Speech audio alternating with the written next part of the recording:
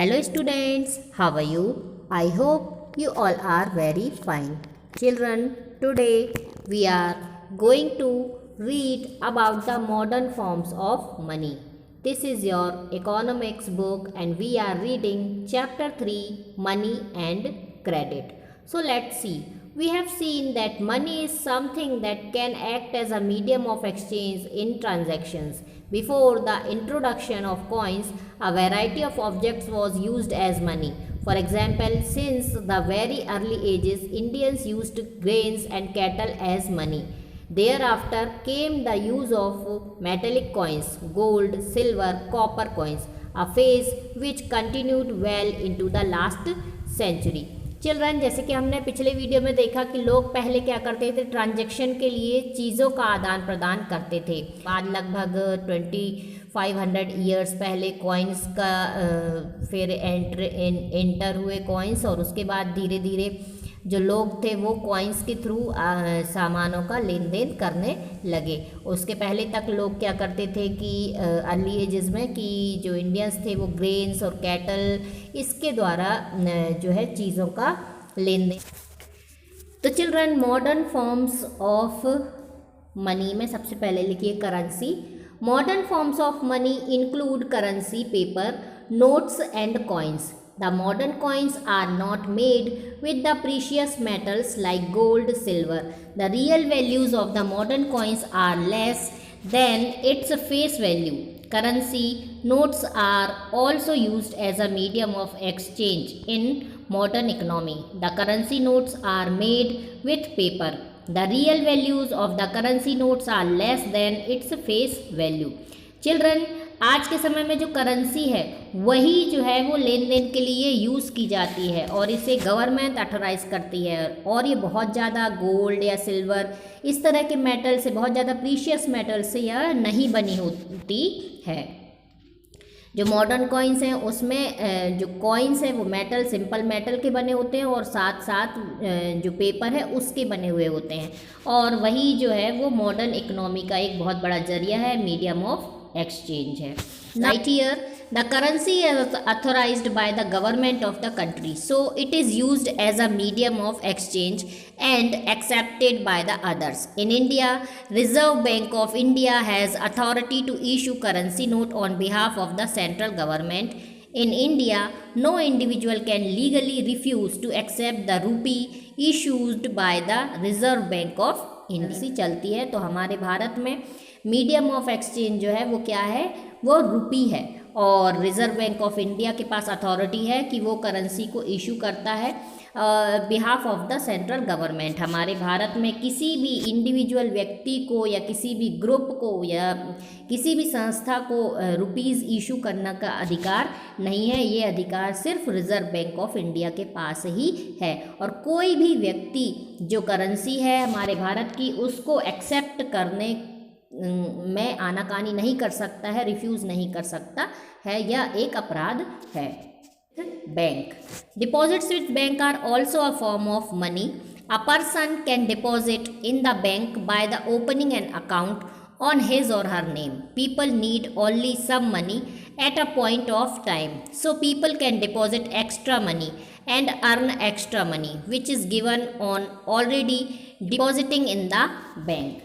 So children, जो money होती है वो कैसे बैंक में भी, बैंक के फॉर्म में भी होती है। दैट मीन्स कि बैंक में यदि व्यक्ति है वो अपना अकाउंट खोल करके और उसमें अपने रुपीज़ को, अपने पैसों को डिपॉजिट कर सकता है। हमारे यहाँ लोग पैसे जमा करके और उस पर इंटरेस्ट लेके और पैसा जो है वो अर्न कर सकते हैं, क्योंकि बैंक्स जो होते हैं वो रुपीज़ यदि उनके पास जमा किया जाता है तो बदले में वो उसे इंटरेस्ट प्रोवाइड करते हैं उस रुपीज़ पर। इसके बाद है a facility of payment through cheque is also provided by the bank to their customers. Check work as an instrument for or a payment which is made by the paper. A person can directly transfer money to another person through check rather than in cash.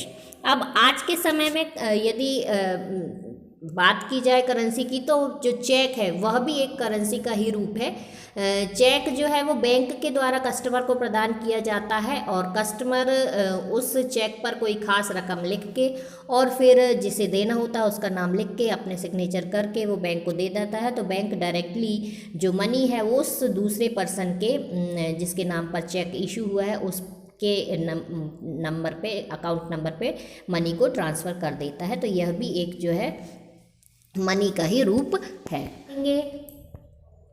Loan activities of bank में ही कि bank work as mediator between the depositors and the borrowers. People deposit their money in bank and get some rate of interest as extra income. Banks hold only some percentage of their deposits in bank.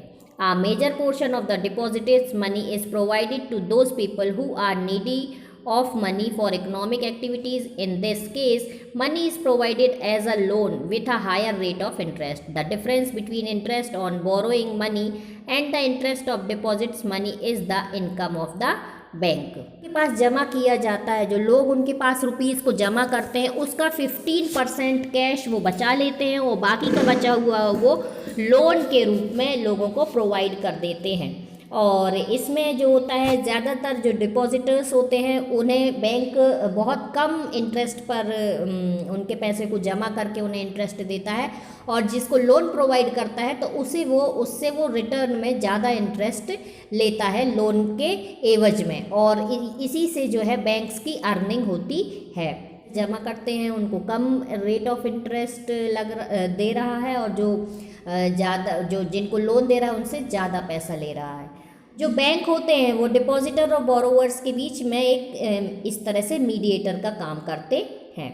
और जो लोग होते हैं वो बहुत सारे ऐसे होते हैं जिनको इकोनॉमिक एक्टिविटीज़ के लिए मनी की ज़रूरत है तो बैंक के थ्रू वो लोन को लेते हैं, लेकिन उन्हें ज़्यादा इंटरेस्ट दे करके फिर बैंक को लोन को उन्हें चुकाना भी होता है। इसके बाद बात आती है टू डिफरेंट क्रेडिट सिचुएशंस। अब यहाँ पर टू डिफरेंट क्रेडिट सिचुएशंस हैं जो वो कौन सी हैं। Credit is an agreement in which is created when a person gives money and goods to the needy person with the promise of the repay that with some rate of interest.